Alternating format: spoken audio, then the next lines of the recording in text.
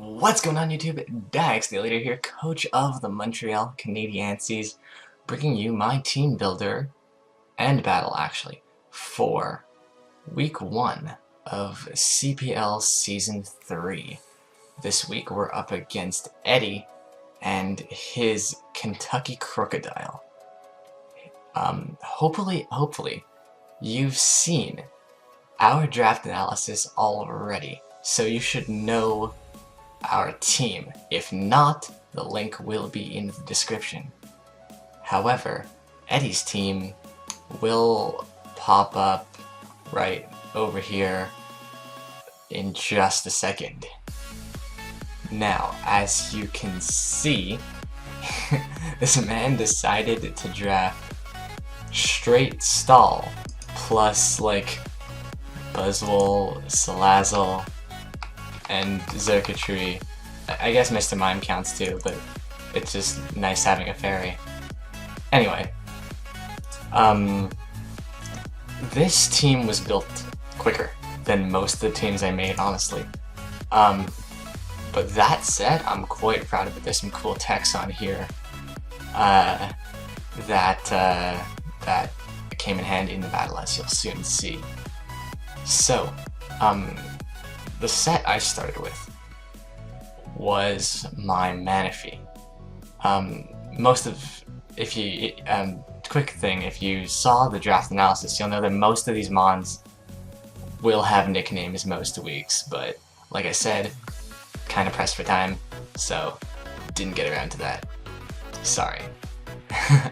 Anyway, we've got a Tailglow Manaphy.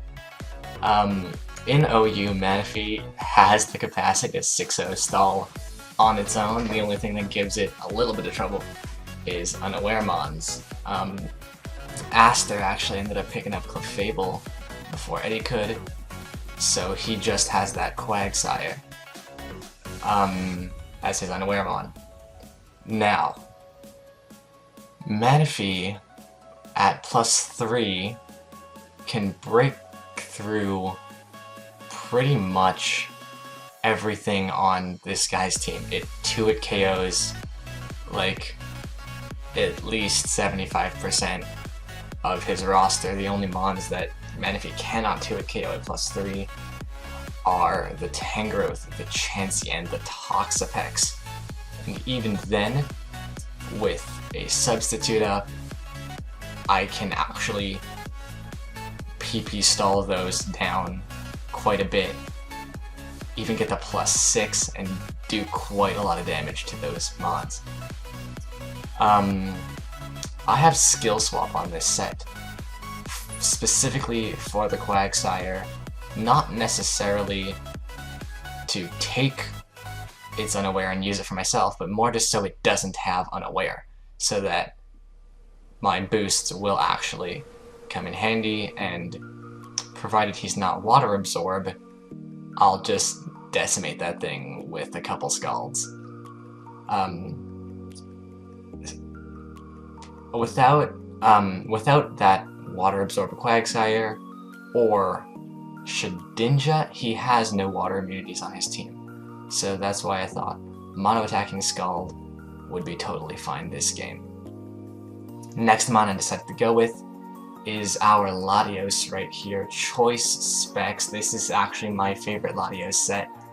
Shoutouts to Mega Mogwai. And his dragon resists aren't great. He has Skarmory, and he has Mr. Mime, which are either resistant or immune to the dragon typing. Shedinja can also switch in on a Draco Meteor, but that's why I have Shadow Ball and Thunderbolt to hit those Pokemon, Shadow Ball being for the Mr. Mime and the Shedinja, Thunderbolt for the Skarmory. It also does a ton to Toxapex. Yeah, mainly just Toxapex. Everything else falls over to a Draco, except Chansey, which you'll see that we have other stuff to deal with. And as an added measure for pretty much anything on his team except his Mega Sableye, I've got the Trick. And with all these passive Pokemon, if something ends up with a choice specs that isn't supposed to have that choice specs, it's gonna end up being pretty useless in the game. Next mon I went with is my obligatory fairy type this game because he has that Mega Sableye. We've got Sylveon, and Sylveon can spam Hyper Voice across his team. You'll notice a theme here, and it's just that I want hard-hitting attackers. Pretty much every mon on my team can function as a ball breaker to some extent, Sylveon being no exception. This is my hard counter to Sableye. It comes in on Sableye 10 out of 10 times, and can just two-shot it, and Sableye poses no threat to me at all, provided it's not like a Metal Burst or something. We have Magico to bounce back any status moves he wants to go for, which he'll be doing a lot. It's Stall, that's all he really can do for the most part. And we also have HP Fire on this set, 2-hit Skarmory, which it's one of only 2 of his fairy resists. Hidden Power Fire also hits Shedinja, which is nice. Heal Bell, because I didn't really need any other coverage, I guess I could add Psyshock, but unboosted, that's not even doing anything to Doc specs. Or, I guess Salazzle. He has a Salazzle too, but I didn't consider that too much of a threat, considering I have, like, my bottom 3 mons, which are faster, and 2 of them resist anything Salazzle wants to go for. Or it stabs, rather. Okay. Heal Bell. Heal Bell can just cure status conditions across my team. And say Manaphy or Latios, or even Sylveon itself gets toxicked earlier than I wanted to, Heal Bell on Sylveon will give them a lot more longevity because I cannot afford to have Mons toxic when I'm just going to be sitting in front of so many things and PP stalling this game. So that's why I went with Heal Bell over any other potential coverage. Next Mon we've got here is our Nidoqueen, rocking the Superpower, Super Fang, Earth Power, and Flamethrower. Sheer Force Nidoqueen is a strong Pokemon. Mixed, like, yeah, I mean, I'm max invested in special attack, but I have that superpower, and it still does almost 50% to Chansey. So, after a Super Fang and 1 Rock Switch-in, superpower with this EV spread kills Chansey, always. Super Fang is a great move to click early game, as long as I'm not expecting the Sableye to come out, because it can just cut anything's HP in half, weaken it severely, and put it in KO range for something like Latios or my bottom 2 Mons, or even Nidoqueen itself, really. Nidoqueen's defensive typing is actually really good this game, being, I think, my only ground type. I should know this. I'm gonna check the doc real quick. That's kind of embarrassing. And yeah, Nidoqueen's my only ground type. So it's a pretty good switch into Xurkitree, that being said. So this prevents Xurkitree from just spamming electric type attacks, because that thing is a monster. It is incredibly strong. And yeah, I talked about the first 3 moves. Flamethrower is for the Skarmory, because it's immune to Earth Power. It's his only Mon off the ground. That's right. And again, that freaking Shedinja, that's such an annoying Mon. Like, people, I didn't like Shedinja at all before this game, but like prepping for this game, I realized, yo, it actually forces you to prep a certain way. To just have a super effective move on your team on like several mods. Next up, we've got the Weavile. Swords Dance Weavile is not something I've used very often actually, but it does really well this game. Weavile's dual offensive stat is so good, hitting most things, especially on this team. Knockoff spam is awesome against passive Pokemon, especially Chansey. That's the main target for this guy. I want to knock off that Eviolite, and that'll make Chansey infinitely easier to deal with for the remainder of the game, losing out on a ton of bulk on the special side, but more importantly the physical side.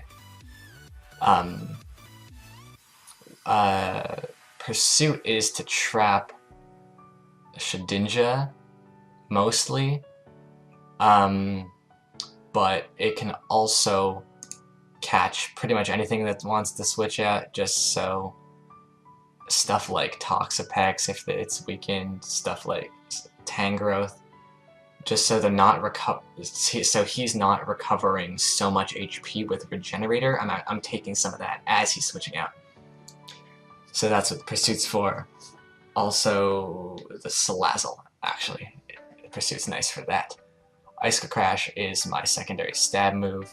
It just hits everything that Knockoff doesn't, being... Actually, I don't know if he has a Dark Resist. Oh, he's got the Buzzwole. Yeah, he's got the Buzzwole, so I just went with Icicle Crash and Icium Z just to have a nuke as an option.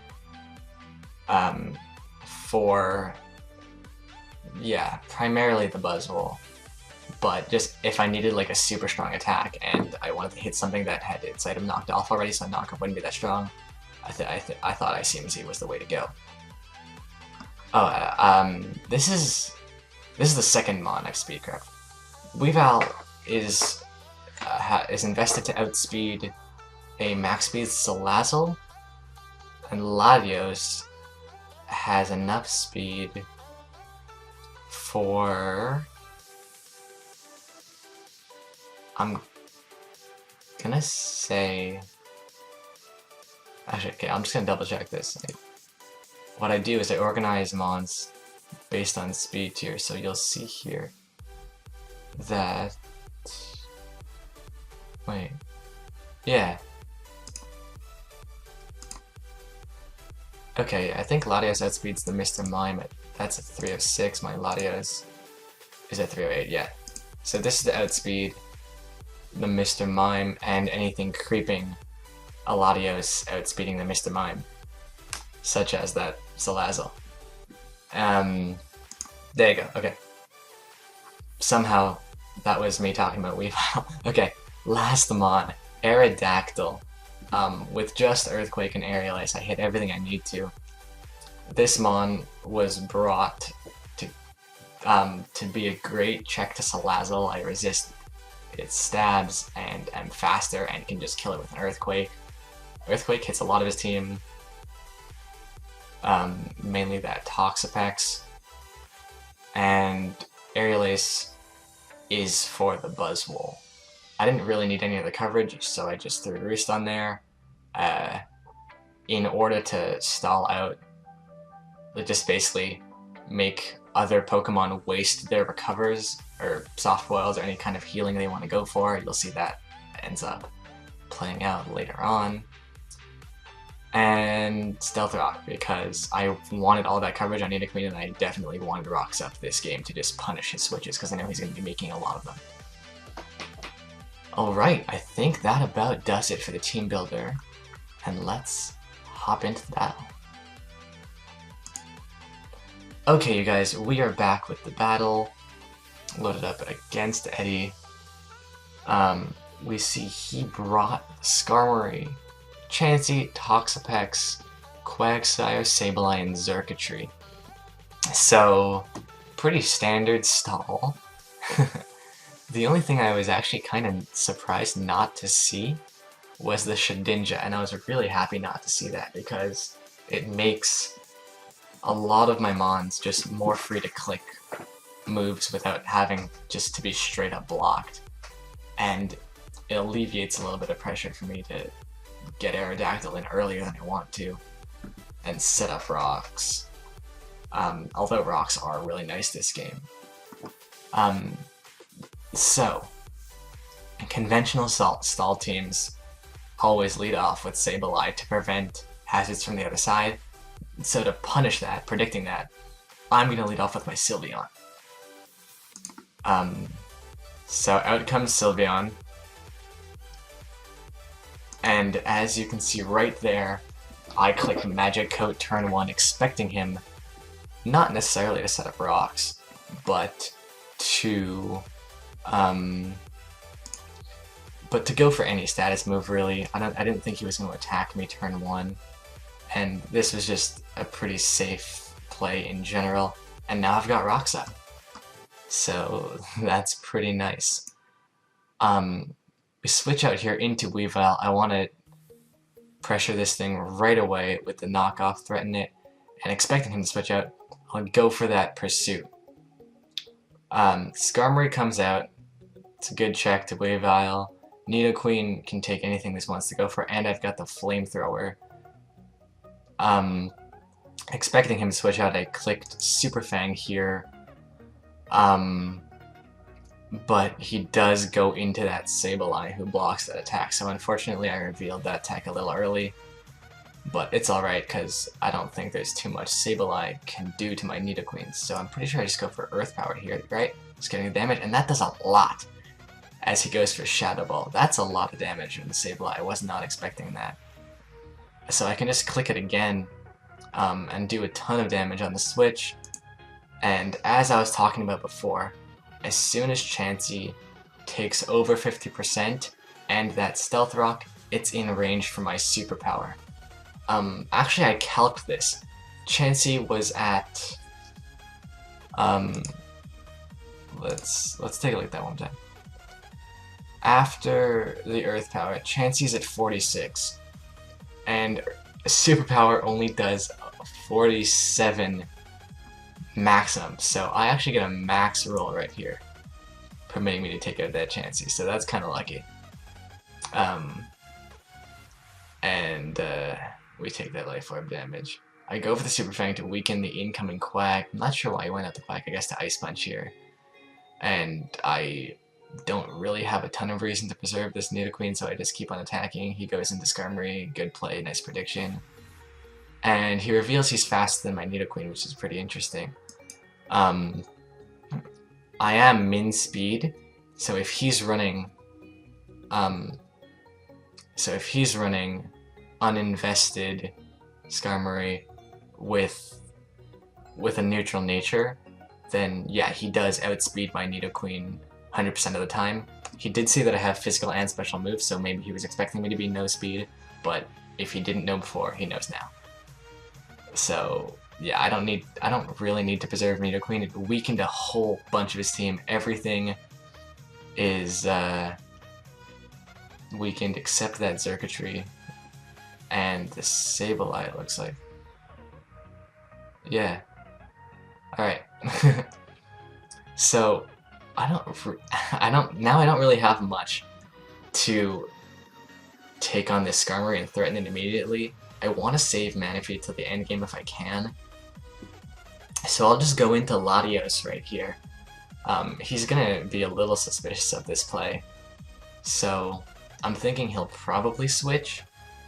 So what I'm gonna do, instead of dropping the Draco or going for the Thunderbolt expecting him to stay in, I'll make the middle ground play and click Shadow Ball, because I know that's gonna do a ton of damage to anything that wants to come out. He ends up staying in, and this does 75%. That's a ton of damage. Nothing can switch on this thing, so I know I want to save this Latios. As he goes out into Toxapex, I do believe I just attack again. Oh, yeah. And he sacks off the Sableye here, getting the regen on Toxapex. He brings out the Xurkitree. And like I said earlier, I want to save that Lati. So with Sableye gone, I think Sylveon's the least valuable member of my team right now. So I'm going to switch that in on the Xurkitree, as he goes right for the Signal Beam, which was designed to catch my Lati, so I'm glad I made that switch. That looked like a prediction, but it wasn't really. he hard switches right here. As a Hyper Voice, that kills Skarmory. That's not at all what I expected. I just wanted to get damage off on the circuitry. And I knew I could outspeed whatever came in to take the Hyper Voice, so I was getting a kill right here, as long as he didn't go Toxapex, which I'm kind of surprised he didn't do. Maybe he was fearing a Psyshock. Anyway, yeah, Signal Beam on circuitry, and then he hard switches. So this, right away I'm thinking, he's probably Scarfed. Which is great, because my Aerodactyl outspeeds a Scarfed Circuitry, or Circuitry at +1. I don't know if I mentioned that in the team builder, but that's the way it is. So I really want to preserve Arrow for next time that comes out, and I want to save my health on Lati. So I'm just going to keep Sylveon in. Not this turn, because there's a Toxapex there.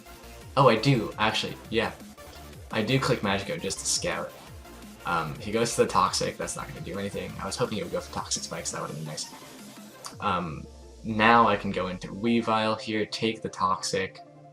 Quagsire is low, so I have no problem clicking Swords Dance right here. I'm going to get a huge amount of damage off on this Toxapex. And if you wanted to switch to the Quag right there, I would have 2-KO'd with Knockoff anyway, even though it would treat it as unboosted.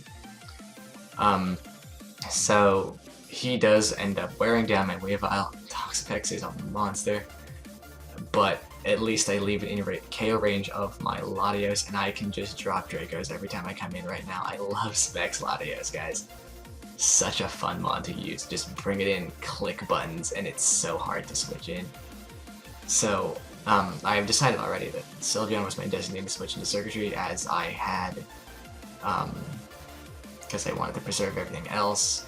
Like I said, I just let him get a kill right here. I'm pretty sure he's Scarfed, so I just go into Arrow. There you go, I can revenge kill it with Earthquake, and Toxapex comes out right here. Now, Latios kills it. 2-KOs it with Thunderbolt, so I win as soon as Latios comes in. But just to make sure that, like, I don't get, like, some wild crit with Scald and kills my Lati or anything, I'm just gonna spam EQ right here. No, I'm gonna skip some of these turns, because what I'm trying to do here is just waste his moves, waste his recovers, and just stay in with Arrow as long as I can, just to avoid any kind of funny business with this Toxapex. And he's on the defensive here. He does get a burn, so even a crit wouldn't kill this thing. But, yeah, so I think I skipped a little too far ahead. But there you go. Yeah, the idea there, I could have gotten a crit at any point with that Earthquake. That was kind of the plan. Stall out Toxapex, let Arrow go down. Latios comes out, clicks Thunderbolt, and that is GG to Eddy. Awesome to start the season off 1-0. This was, yeah, this is, Stall's not easy to play, to prep for or play against. So I'm glad that I was able to pull it off with the limited amount of time that I had this week. So there you go, guys. That's gonna be me, Dax, signing off, and I'll see you next week. Later.